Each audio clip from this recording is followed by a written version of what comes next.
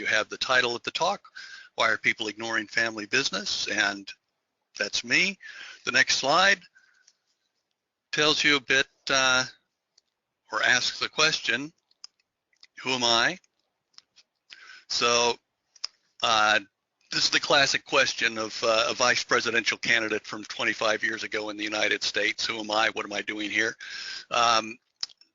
So in 1988, I was hired as the Carls Werner Professor of Family-Owned Businesses at Georgia State University. And the reason the dean at Georgia State sought me out was he couldn't find experts on family business. It was very difficult. There just weren't many around, and those that were around were very well paid and entrenched at their home universities. So he informed me that my having served as director of the Small Business Development Center in Georgia meant that I'd been working with hundreds and thousands of family-owned businesses for years, and therefore I was an expert in family business, and I just didn't know it. So I accepted the position. It was an exciting time to take that on.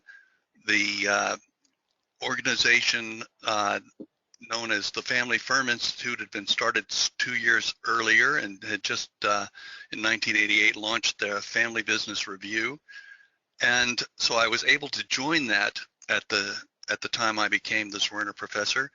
And that introduced me to a lot of experts in family business, practitioners who were working day in and day out with family businesses. The FFI, if you're not familiar with it, is an association of those who have family businesses as their clientele, mostly non-academics, attorneys, accountants, financial advisors, and so forth. And they were extremely helpful as mentors to me in introducing me to what family business was all about and what they were dealing with their clientele on a regular basis. That led me to teaching family business, doing research on family business, authoring, co-authoring, and co-editing a couple of books. Most recently, The Routledge Companion to Family Business, co-edited with Franz Kellerman's, that just came out this year. Next slide. Yep. So my question that I introduced here is, again, going to ignoring the family business. And so my question to you is it really an exaggeration? This is the theme of today's talk. So that question represents some frustration that I experienced over the years with my colleagues. In particular, I feel I've had one great failure as a specialist in family business, and that is I have failed to convince my colleagues in accounting that they are the primary producers of consultants to family businesses. They're putting out accountants who are going to be working as advisors to family businesses, and they're not preparing them for what they're going to experience with their clients. And they have chosen to, in my view, ignore that to a great extent. And I think there was a huge opportunity there to benefit family businesses worldwide if they and other consultants were prepared in their academic education. So, am I exaggerating? Well, let's look at the next slide. The broadcast is now starting. All attendees are in listen-only mode. Okay. Frank. Yes. Frank, I think everybody can access it now. Can you go ahead and repeat? Can everybody hear now?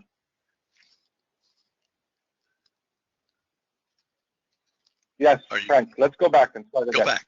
Okay. Welcome to everybody. Okay. My welcome to everybody. I apologize that you've been put on hold for so long. We've had some electronic difficulties, and those are just things we all experience from time to time. So thank you for waiting, and let me proceed. So the title of my talk, why are people ignoring family business? Incidentally, one of the things that I did want to open with was congratulations to Iman, to the ICSB, and I trust you all are applauding him as I speak, that the United Nations General Assembly approved a resolution creating international micro business, micro, small, and enterprise day, which will be June 27th in association with the ICSB annual meeting.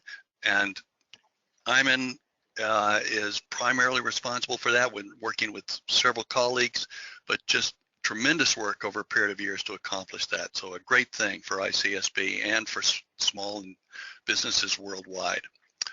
Okay, so next page, next slide, Hyman. So on this slide, I'm asking you, who am I? What am I doing here? I was appointed a professor of family-owned businesses in 1988 at Georgia State University.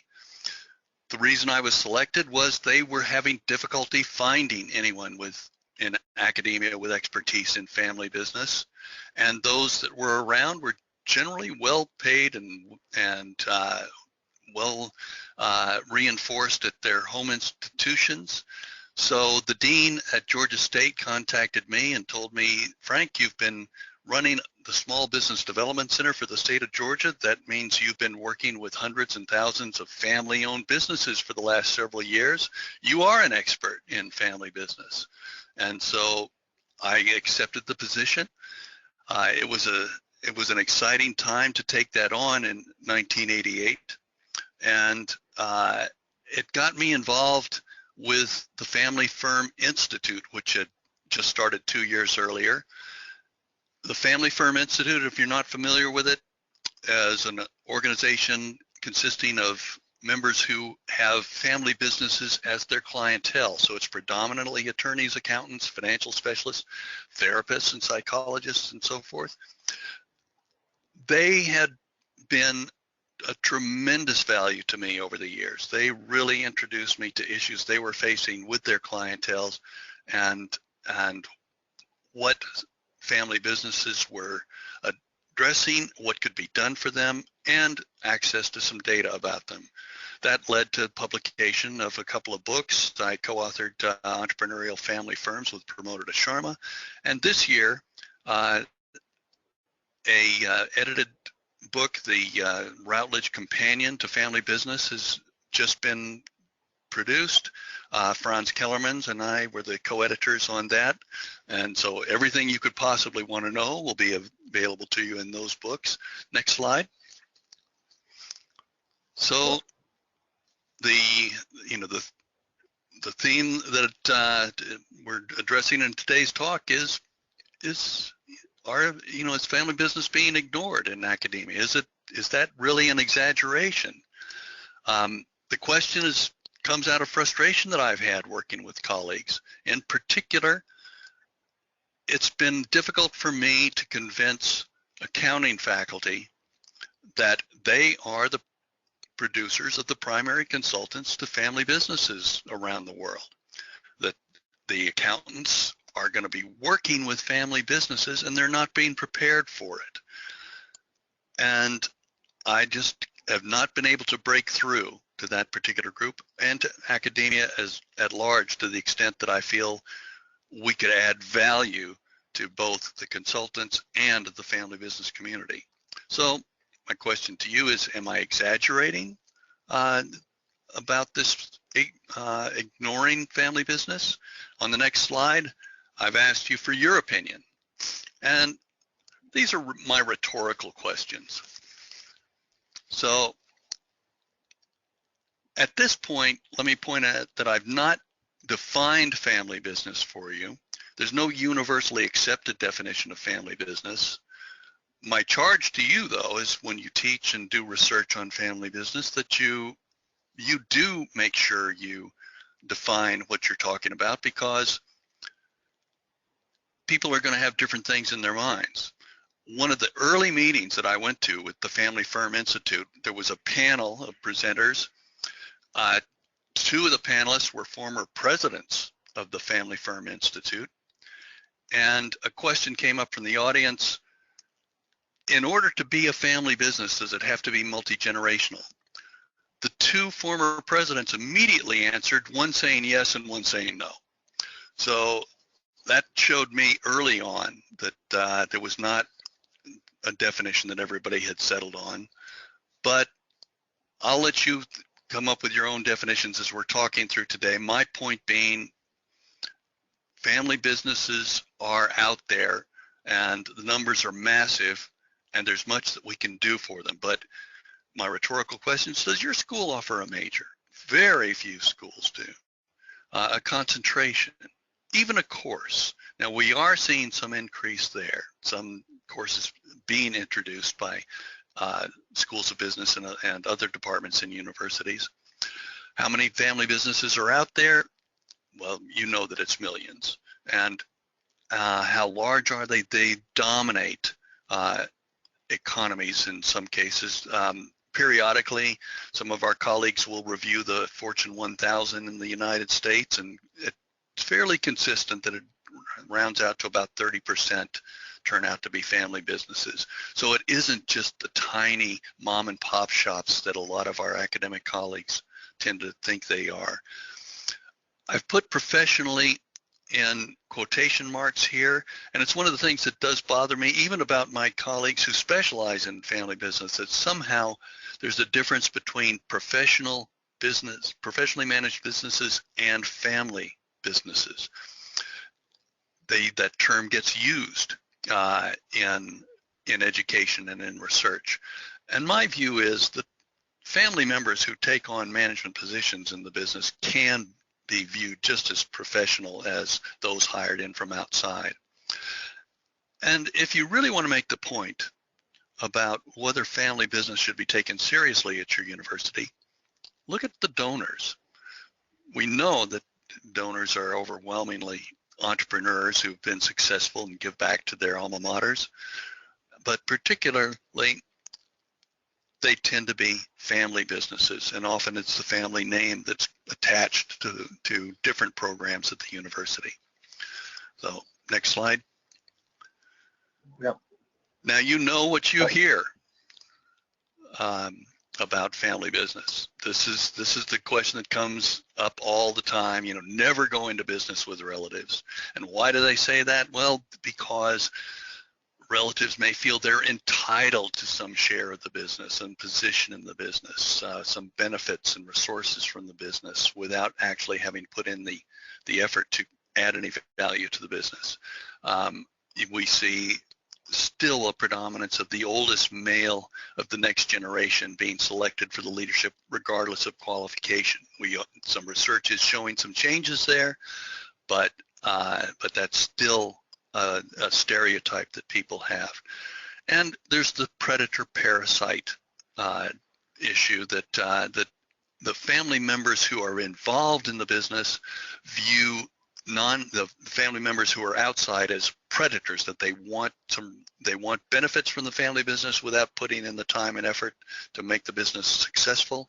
Whereas those outside the business, particularly if they are the children of the founders, are viewed by the insiders as parasites. They want, where's my share? Those were my parents too. This is part of my inheritance. Why am I not getting more benefits from this business?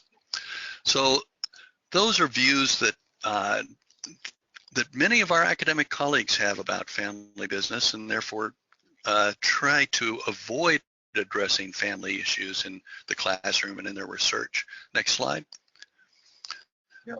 So the continuation of the stereotypes is that families feud, that nepotism, the hiring of relatives, means negativity, that you're putting in people that are not competent, that emotions are running the business rather than logical decision making, that you risk losing the non-family employees who are really talented because they have a glass ceiling that they face, that businesses don't have succession plans and therefore the next generation isn't really prepared to take over, and that family businesses are not innovative, that they're too conservative and risk averse and won't innovate to grow their business.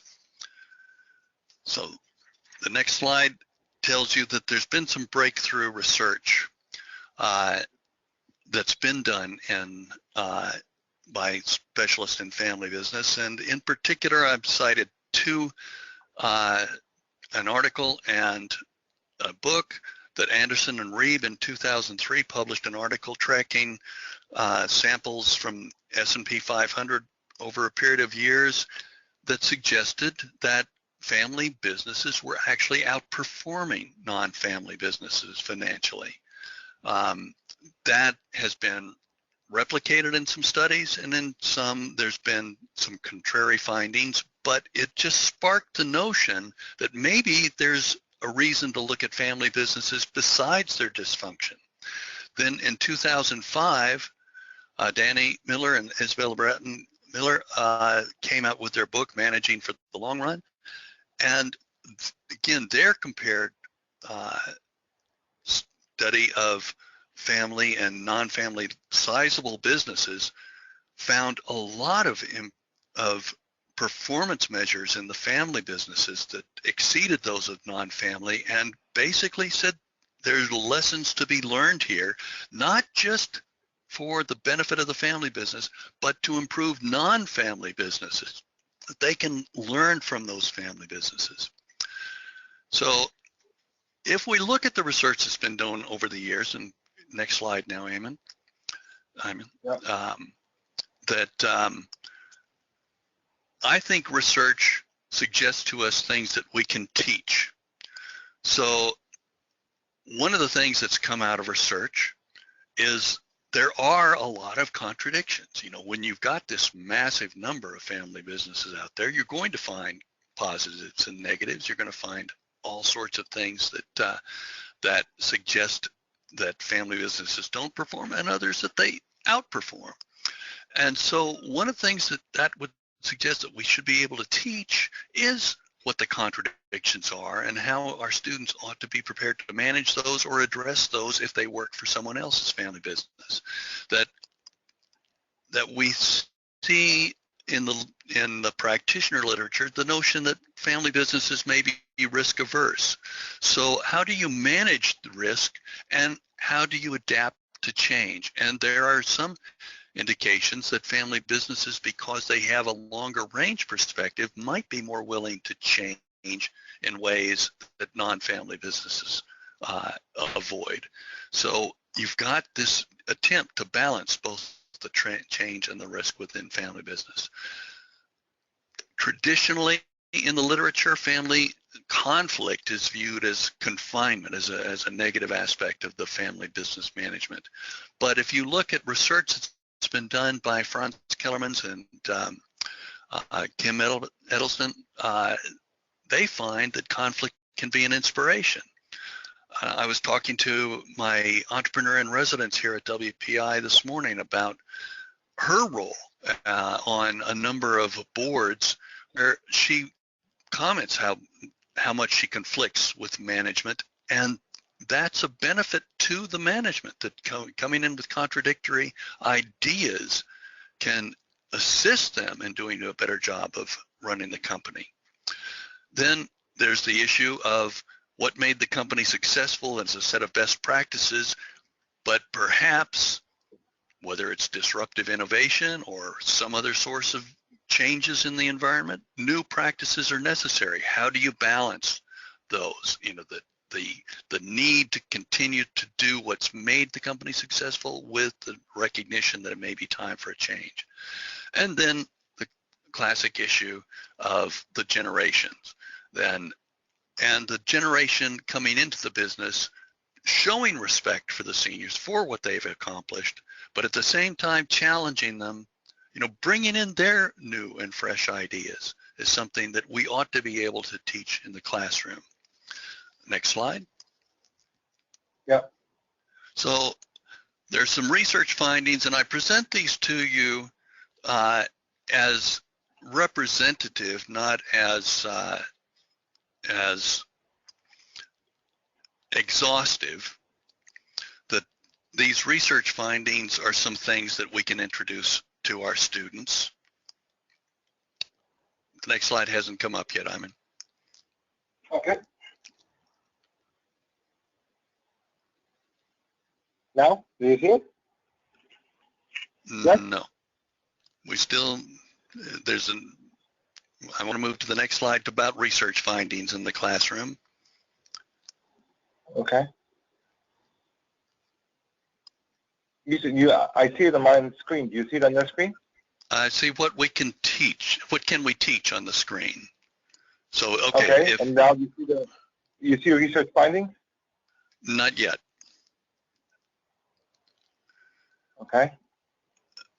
Okay, so let me just list off what, if others can see the screen, then that's fine. If they know that basically what I've tried to present are some examples of things that we can introduce, that research has shown that close relatives can, are in fact role models, and therefore, okay, now I can see it up here on my screen, that close relatives are role models. That's been long known in entrepreneurship research, that the close relatives can be trigger entrepreneurial behavior. Trust is just essential, and that's one of the reasons why so many businesses are family businesses. People need opportunities to fail, and this is one of the generational issues that sometimes crops up, the failure of the senior generation to encourage experimentation that might involve failure. Education does matter. This has been one of the great things that's been documented by research on family business, that actually getting the right education for the next generation can enable them to meet that professional management requirement. And established rules can improve communication and reduce conflict. Rules about, do we bring in in-laws to the business? What credentials do our family members have to have? How do we evaluate a family member, and so forth? I phrased the next one as advisory boards may help, because the research is mixed on this. Too many family businesses select boards that are going to just echo the views of the founder or the senior generation. Those boards that really have expertise and can challenge management definitely help. And developing the next generation through networking, and particularly community involvement, works. Next slide. But there's definitely more research that is needed. And on the slide about more research needed, I'm putting up some things that we think we know about family businesses, but we don't have good evidence to support. These things have come out of a lot of the practitioners who've consulted to family businesses that they believe from their practice, but we as scholars should be looking at these and determining whether they're real. Do most family business owners really want to remain in the want the business to remain in the family?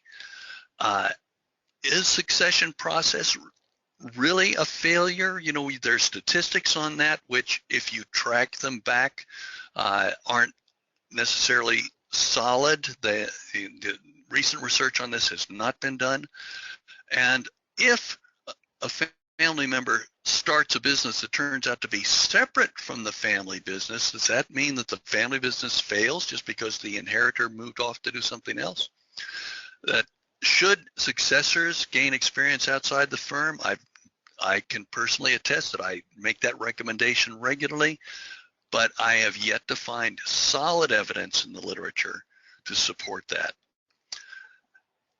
Succession decisions should be based on qualifications, but sometimes if a family member really is respected by other family members, maybe that family member isn't the most qualified, but may still play an important influence. And should family members be placed in competition? The general idea is no, but there's plenty of examples where that's worked quite well.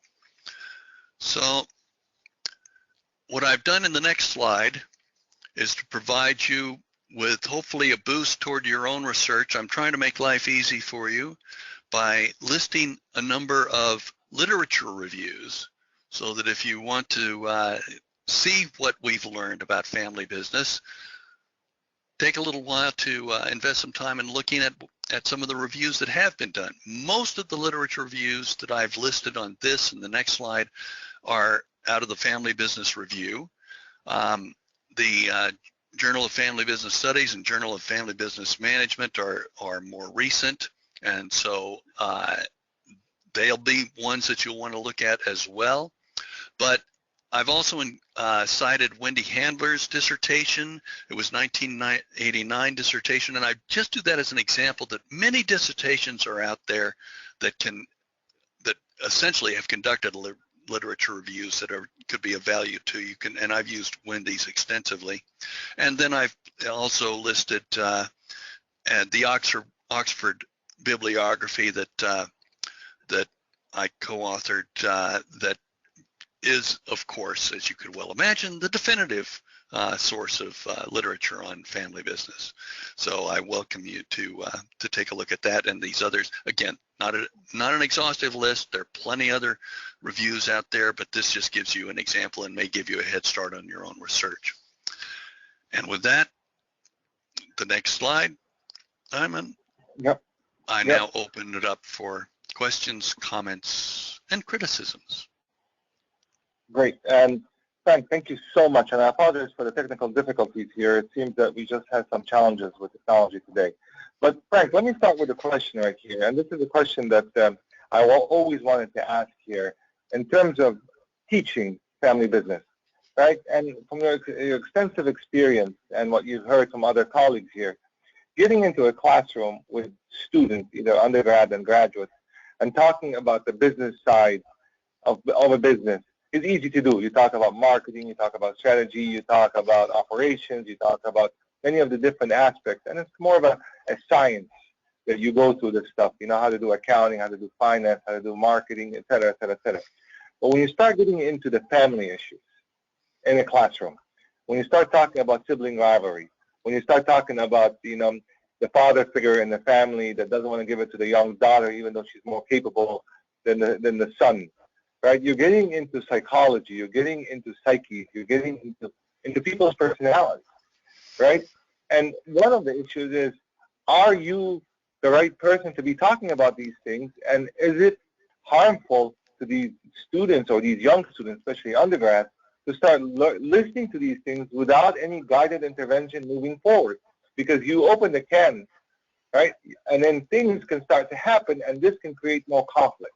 I know there's a balance, but bottom line, that's the tension that you always have in a family business course. What's your thoughts on this? That's, you know, I love that question, and as it turns out, I've actually written on that.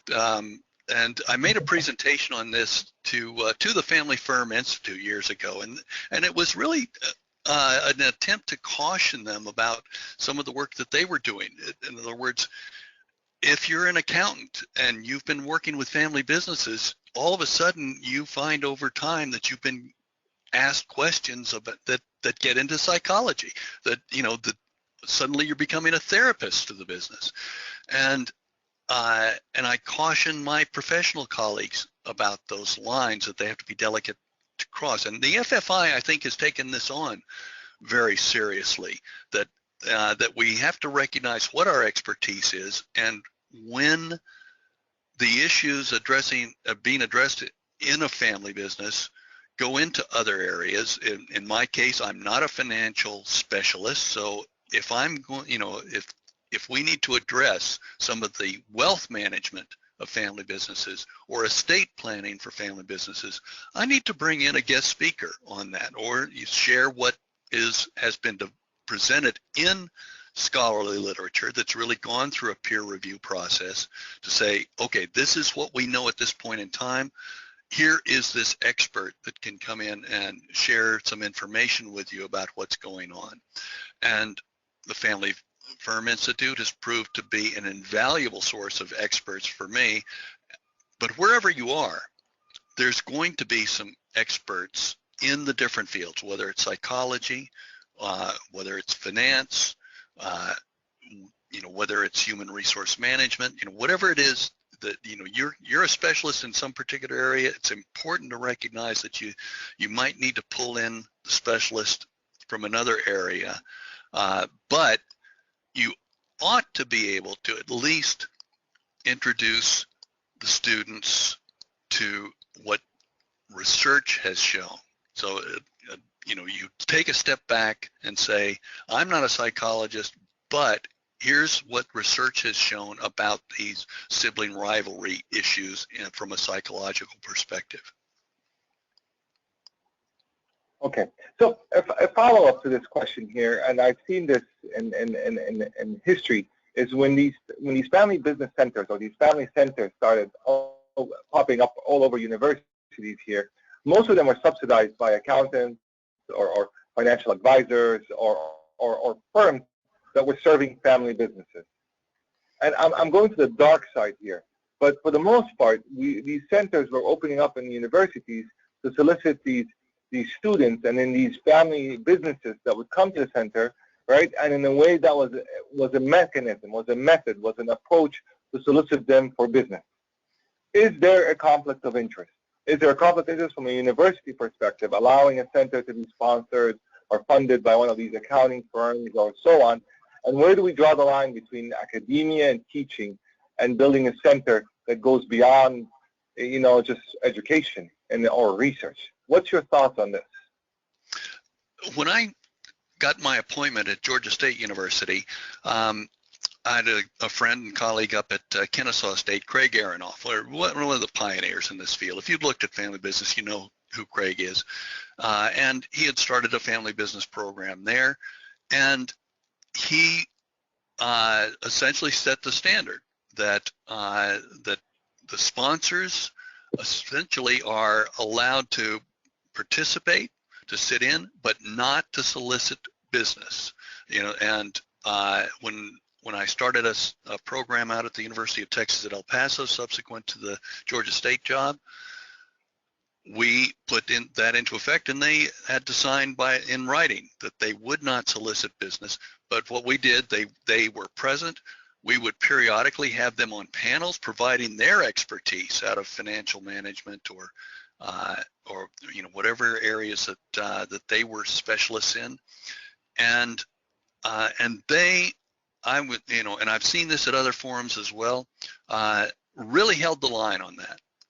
What they recognized, of course, was that some of the members of the forum would be clients of theirs already that they were recommending, and that those clients were going to benefit from this and therefore become more loyal to them. And that if they weren't clients, that simply their physical presence at these meetings represented that they had some expertise in family business. So they do derive business from it, but they cannot make a direct contact to ask for that company's business if they're associated with the forum. And again, there may be some forums that don't adhere to those standards, but everyone that I've been associated with, and I've been a guest speaker at many, they are very careful about the ethical issues. Okay, so we have a question here that's coming up here. They say the question is, you have these family business offices that service various family businesses, right? What's your take on these family business offices, and is this model good for family businesses or is it harmful? I like them. I've been pleased with the ones that I've seen and worked with directly. That doesn't mean that they're all going to be reputable. Like everything else, you need to engage in due diligence to determine if one that you're looking at or are considering associating with has been responsible in their behavior and has provided value added to their clients. Some of these offices are essentially directly affiliated with a particular family business. They may only have that one family business as a client. It may be that there are members of the family running the office and managing wealth on the part of the family. But then there are many out there that are fundamentally consulting practices that manage the wealth that the family businesses have generated, and work with the families on the criteria that the family wants to use for the wealth. Should some of that wealth be used as an investment fund in other family members? Should that wealth essentially be isolated from the company in some way? But my experience has been that the individuals that I have directly gotten to know in these various offices tend to be well educated and experienced in working with family businesses and have taken the research seriously. I've been impressed over and over again that they actually pay attention to Family Business Review and Journal of Family Business Strategy and others to see what is it that they should know about family businesses in order to work with them effectively.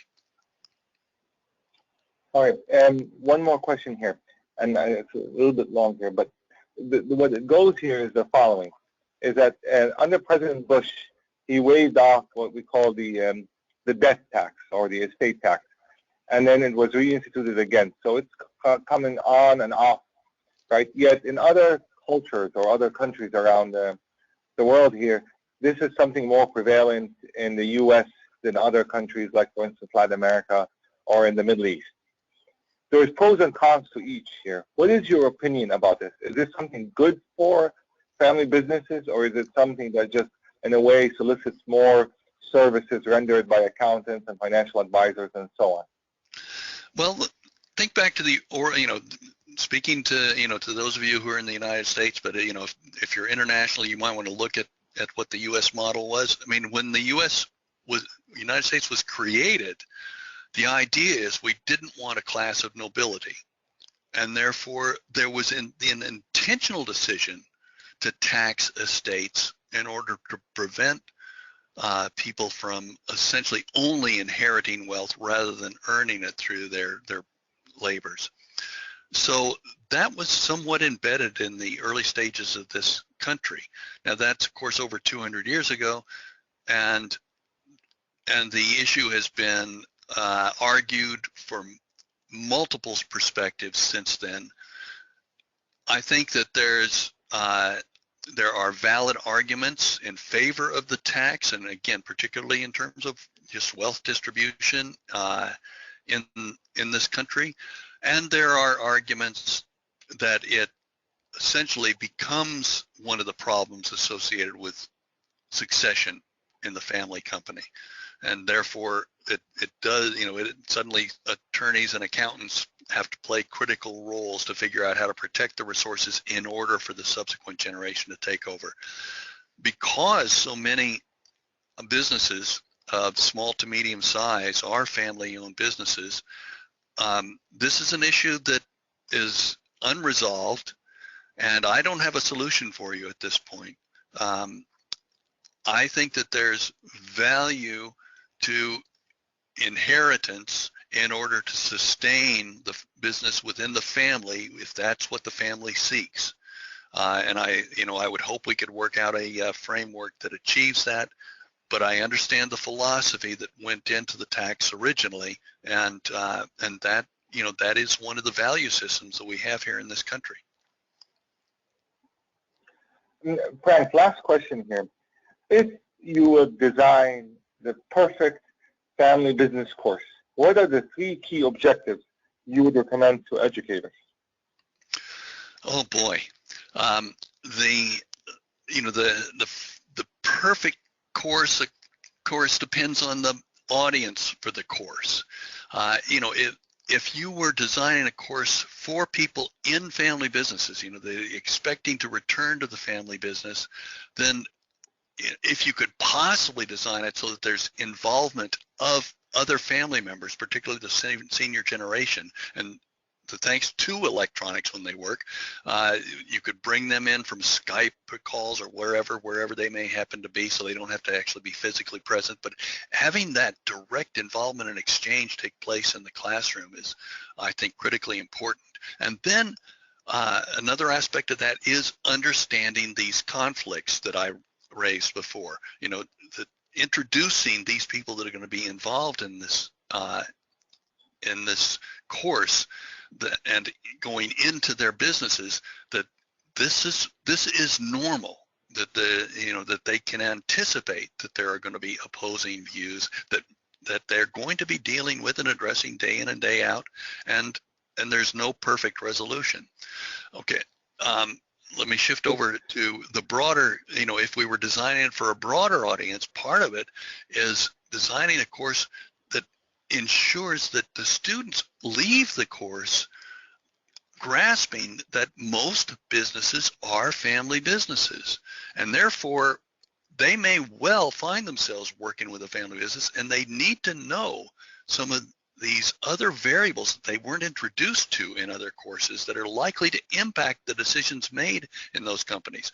or they may need to know that they may wind up with family businesses as their clientele, and they should understand some of the dynamics of what takes place in the family relationships in running those businesses that may influence that business's ability to repay a loan, to be a good partner in a supply chain, to be a customer, just any number of things that we tend to avoid in many business courses, where we just try to operate from rational decision making. Great. And actually, we're getting flooded here, but by my questions here, so I'm going to allow for a couple more. First of all, I want to just recommend Mr. Ken Lutz, or Dr. Ken Lutz. He goes, I spent 10 years building one of the most successful family business centers at the University of Cincinnati. Have consulted with many, have served on boards, and now teach full-time. I can help in any way. So he's providing help, Frank. So, and his name is Dr. Ken Lutz. So I'm glad. He's actually raising two issues here. One is here, he goes, it is critical to bring family business owners and successor generations to the university to discuss the many issues you have described. It takes a team of experts to discuss the many issues that families face. It is truly a team effort, and I absolutely agree with this. But a good family business consultant is the quarterback of the team. What do you think about that analogy, that a good family business consultant is the quarterback of the team? Yeah, I love that. That's a very appropriate way of thinking of it. And my students are probably tired of hearing from me, but I am constantly telling them these professional advisors are worth paying for. You can't have expertise in everything. You've got to bring these people in and recognize that there's value added here. Great. And he follows up with another question, and it's a good one here. How critical do you see the importance of innovation in family firms? Let me repeat again. How critical do you see the importance of innovation in family firms? Okay.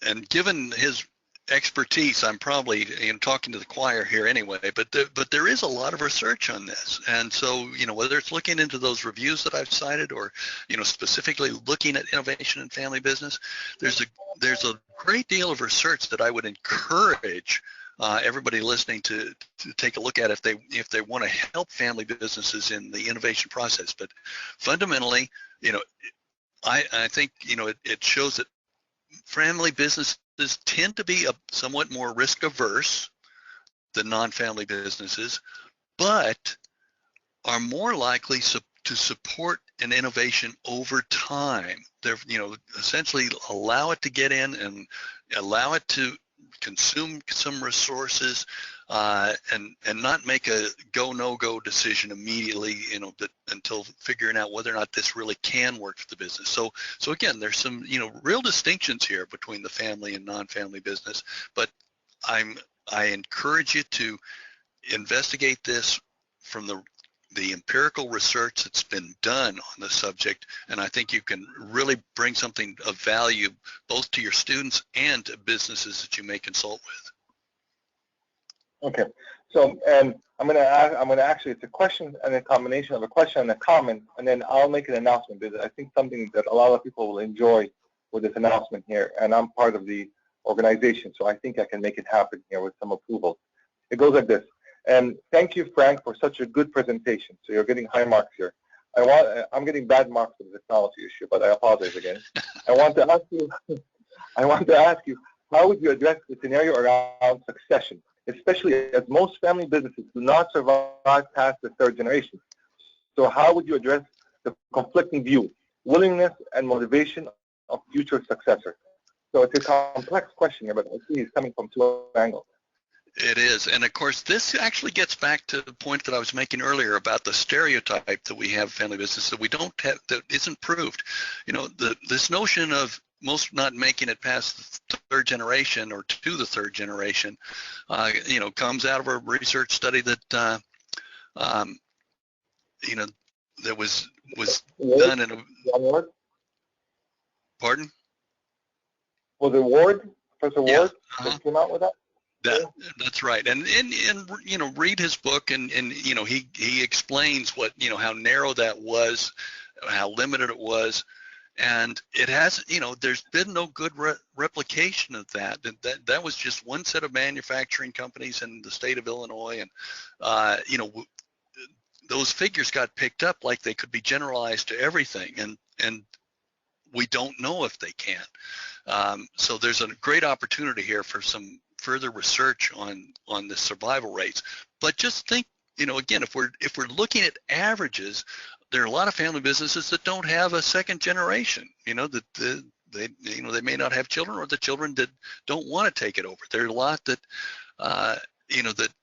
that do go on and fail for a whole variety of reasons. That, again, I think we can develop some help from a research perspective. But one of the things that's probably been studied more than anything else in the family business literature is succession. And so there are strategies that can be developed about that, and are being developed, and books that have been written about that. So, this isn't something that you have to go in and just guess at in the classroom. The literature is out there, and there are lots of examples. Again, you can bring the family businesses that have been through the succession process into the classroom to talk about how they did it. We've got one 5-generation company here in Worcester, Massachusetts, where the 5th generation actually sold the business for very legitimate reasons. And so it's no longer a family business, but that person, the CEO, the 5th generation CEO, delights to come into class and tell the students how those decisions were made, and what the processes were that preceded that decision that enabled the business to survive for 5 generations. So there's an abundance of information out there on this particular topic. Great. Okay, Frank, so I think we'll stop here because we went a little bit over here. So here's the announcement / idea that we're proposing here. We have an upcoming conference in Argentina on June 28th to July 1st, and we have a huge number of submissions coming in. Actually, it's one of our record amount of submissions coming in. So what I'll do is I'll talk to the organizing committee over there and actually propose a major workshop, or even potentially one of the main sessions on family businesses here. So this topic is garnering a lot of interest, and especially in Latin America, where family businesses are predominant. So I think we have a good positive coincidence here of doing a plenary session or potentially a workshop in Argentina with our upcoming World Conference on family businesses. So I think that will be a fantastic idea. And if anybody's on the session that's interested in joining the session or joining the workshop, please do email me at info@icsb.org, and we can put this together and get it in the system here. So saying this, Frank, I owe you an apology because I didn't introduce you properly here. So I'm just going to introduce you briefly here. Frank is a god on family businesses. That's it. You want family businesses, go talk to Frank because he's the god on all this. So I think that's the most ideal introduction I can give you here on this one, Frank. And I hope, so I have to give you kudos on this one here. I was panicking a little bit on this one. But we have a follow-up on this. I know you're writing a small piece on this as a follow-up to the webinar we will share with all our members, and then also we'll follow up with the presentation here. So Frank, I want to thank you again, and on behalf of all ICSB worldwide and all its members, we thank you for your time and effort for preparation. I know when I approached you, I said, oh, it's going to be brief, but it turns out to be a lot of work to put something this together. So we really are very appreciative on this. And then finally, I want to just announce that our next webinar will be on May 17th. That's the next Wednesday, and it will be with the Senior Vice President of ICSB for Partnerships, and it's Dr. Winslow Sargent. He's also the former Chief Counsel for the Small Business Administration for Advocacy. So we switched a little bit from a topical area of family business. We switched to more of an advocacy policy issue here. How do we promote small businesses and micro businesses for this example, in the United States and through government policies and interactions. I want to thank everyone again. I apologize for the delay in going live, and I want to thank Frank, the god of family business research, for his time and effort. Thank you so much, Frank. Thank you very much, and thanks to everybody for listening in. Thank you. Bye-bye.